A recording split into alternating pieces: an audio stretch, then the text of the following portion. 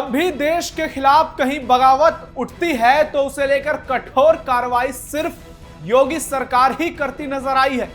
यह बात और है कि उनके नक्शे कदम पर असम के सीएम हिमंता और उत्तराखंड के धामी चलते नजर आए। यह बात हमने पहलगाम के आतंकी हमले के बाद उत्तर प्रदेश में देखा कि किस तरह से योगी सरकार प्रदेश के हर हिस्से से चुन चुनकर पाकिस्तानियों को खदेड़ रही थी। योगी की इस कार्रवाई से कुछ कट्टरपंथियों, कुछ समुदाय विशेष की सियासत करने वाले नेताओं के पेट में दर्द हो रहा था, लेकिन वे भूल जा रहे थे कि पहलगाम हमले में एक धर्म विशेष खलनायक बन चुका था। देश का मुसलमान लोगों के निगाहों में चुप चुका था और ऊपर से वोट बैंक के गिद्ध नेताओं ने मुसलमानों को और बदनाम कर दिया। इसका अंजाम क्या हुआ कि अब देश में कहीं भी कोई घटना घटती है, अगर उसमें मुसलमान का नाम सामने आता है तो सबसे पहले जहन में यह ख्याल आता है कि इसने घटना को अंजाम जरूर दिया होगा। यह बात मैं नहीं कह रहा हूं, बल्कि सोशल मीडिया पर लोगों के सवाल से यह साफ मालूम हो रहा है। ताजा मामले को ही ले लीजिए। लखनऊ के मलिहाबाद में पुलिस ने सलाउद्दीन नाम के एक व्यक्ति के घर जब रेड किया तो उसका पाकिस्तानी कनेक्शन निकल गया। भारी मात्रा में हथियार बरामद हुए। घर में ही हथियारों की फैक्ट्री चलाई जा रही थी। ऐसे में अब सवाल उठ रहे हैं कि क्या सिर्फ कौम को लेकर, धर्म को लेकर वो भारत को दहलाने की कोशिश कर रहा था, भारत में रहकर भारत के खिलाफ साजिश कर रहा था, नमक हरामी कर रहा था? क्योंकि पुलिस ने जो सच्चाई बताई वो आपको हैरान कर देगी।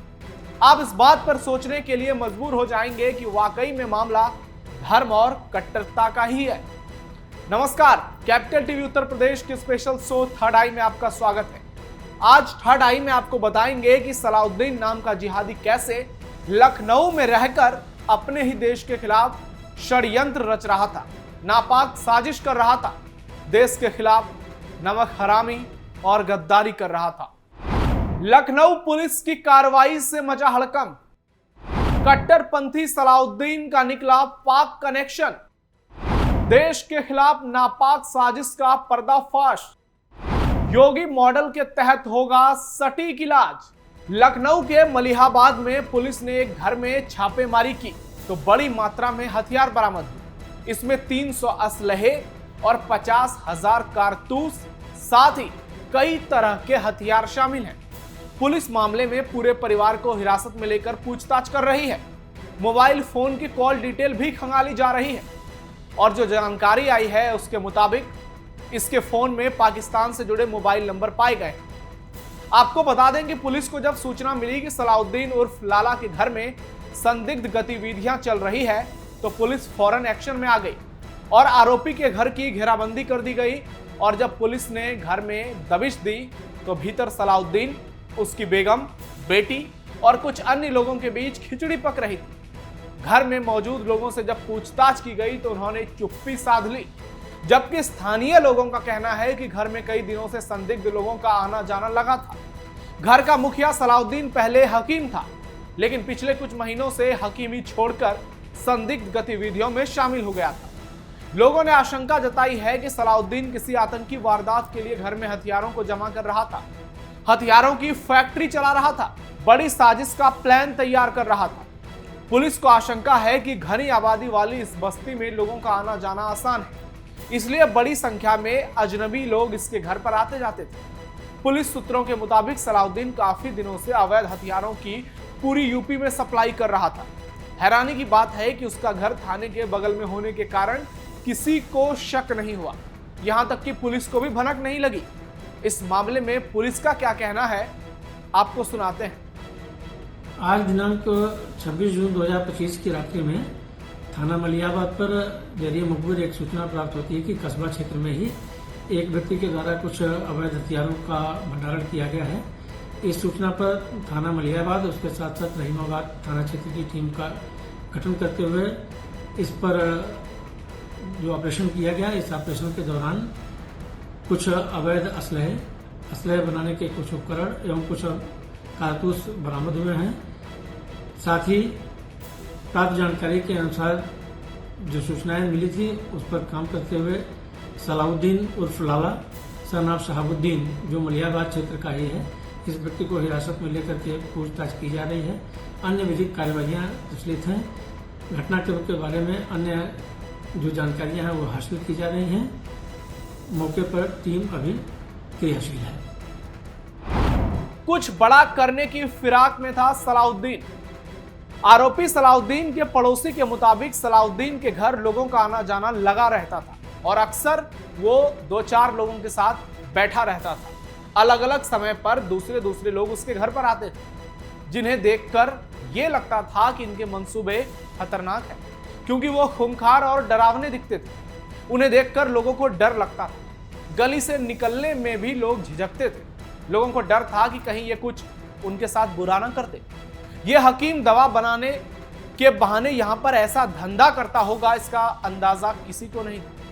वहीं दूसरे पड़ोसियों ने बताया कि हकीम के घर से अक्सर ड्रिल मशीन की आवाज आती थी और हैरानी की बात है कि इसने अपने घर में ही किराए पर कमरे बनवा रखे थे। इन कमरों पर आए दिन कोई न कोई बंदा आता था और वो 15 से 20 दिनों तक वहां रुकता था।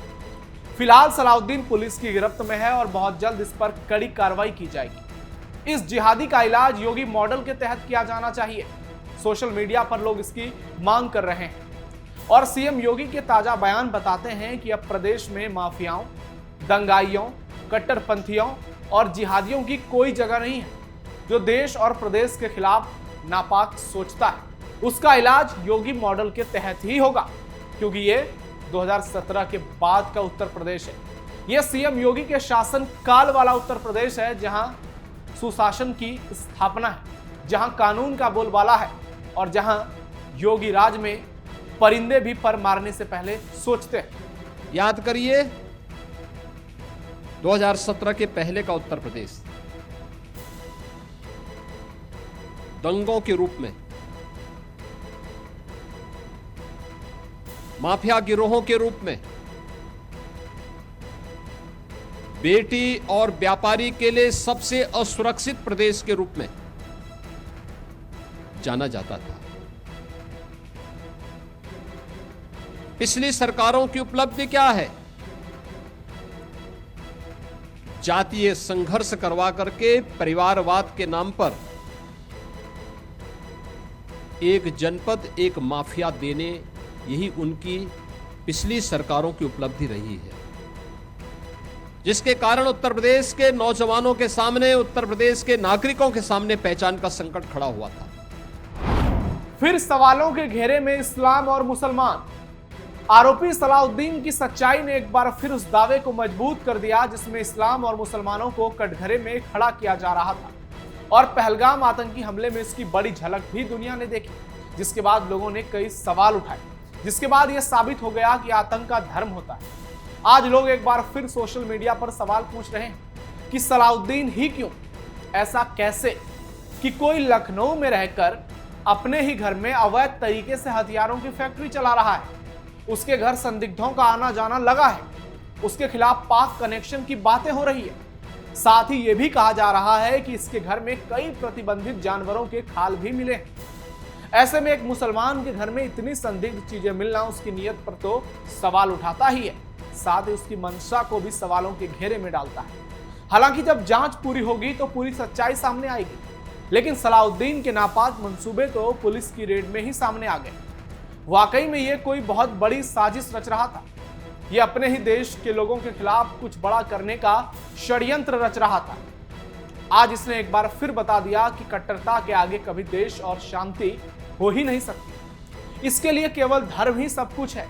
इसके लिए पाकिस्तान ही जन्नत है और इसके सबसे बड़े दुश्मन भारत के लोग, खासकर हिंदू समाज के लोग। ऐसा सोशल मीडिया पर आम लोगों का कहना है, जो सलाउद्दीन की हरकतों पर आग बबूला है। अब देखना यह होगा कि सलाउद्दीन का हिसाब कितनी जल्दी होता है और किस तरह से होता है, क्योंकि हर ओर बात योगी मॉडल की हो रही है, बुलडोजर एक्शन की बात हो रही है और कुछ लोग तो कह रहे हैं कि इसका सीधा एनकाउंटर कर देना चाहिए, क्योंकि ये लोग समाज को प्रदूषित कर रहे हैं और हमारे देश के लोगों के बीच रहकर उनके खिलाफ सोच रहे हैं।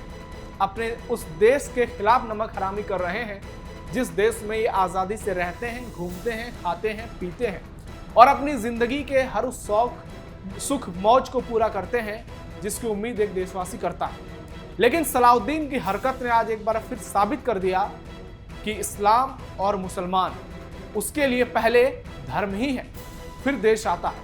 ऐसा लोगों का कहना है, हम नहीं कह रहे हैं, क्योंकि सोशल मीडिया पर लोग काफी गुस्से में हैं और वो योगी सरकार से, कानून व्यवस्था से सलाउद्दीन के खिलाफ बड़ी और कड़ी कार्रवाई की मांग कर रहे हैं, ताकि इससे दूसरे अपराधियों को सबक मिले। कोई अपने देश में रहकर देश के खिलाफ कुछ नापाक करने की सोचे नहीं। आपकी क्या राय है इस खबर पर? आप क्या सोचते हैं सलाउद्दीन और उसकी सोच को लेकर? आपको क्या लगता है इस्लाम और मुसलमान आज के समय में कितना प्रतिशत दोषी है? क्योंकि लोग उसे सीधा सवालों के कटघरे में खड़े कर रहे हैं, उस पर सवाल उठाए जा रहे हैं। लोग ईरान के परमाणु ठिकानों से उसे जोड़ रहे हैं, उसकी परमाणु सोच से जोड़ रहे हैं और कह रहे हैं कि वो भी इस्लाम की सोच को दर्शाता है और ये भी इस्लाम की सोच को दर्शाता है। तो अपनी राय कमेंट बॉक्स में जरूर दीजिएगा। फिलहाल थर्ड आई में आज के लिए इतना है। आप जुड़े रहिए कैपिटल टीवी उत्तर प्रदेश के साथ और हमारे चैनल को सब्सक्राइब जरूर कीजिए, हमारे वीडियो को लाइक कीजिए और इस पर कमेंट जरूर कीजिए। धन्यवाद।